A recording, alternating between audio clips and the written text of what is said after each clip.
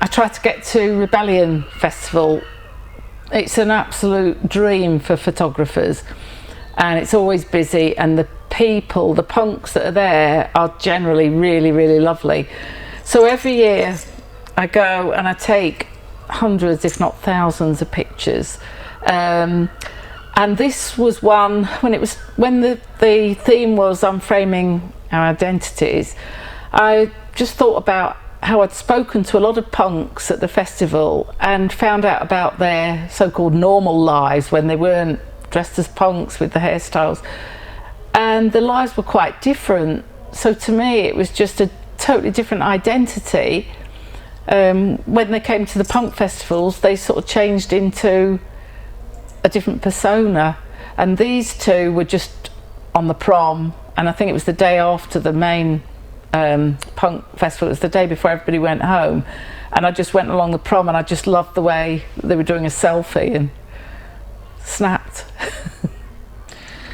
I think it's a really important exhibition for the local community. I mean, it's something that's a real accolade, I think, because it's been down in London, in Chelsea, and it's actually come to this tiny seaside town that is actually well known for things that aren't necessarily to do with culture or art, and suddenly we've got this space and we've filled it with all the things that have come up from Chelsea, plus the fact it's for female photographers, so it's nice to think that we're kind of redressing the balance a little bit.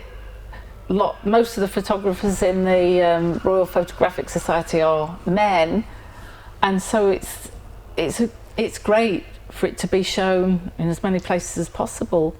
I just think there's such a variety, and everybody has taken the theme slightly differently, even though there is an overriding theme. Everybody has seen it in a slightly different way, and that's what I think is absolutely fascinating. That mine's quite down to earth in a way, but there's a lot that have had a lot more thought go into them, and things that you wouldn't necessarily think would be in an exhibition like this, but when you read what they're about, that's what I love doing, reading the background to them. You can see why these images have been produced, and there's some absolutely, I think, fantastic images from some great photographers. I do like Carolyn Mendelssohn's In Between, the girls are in between.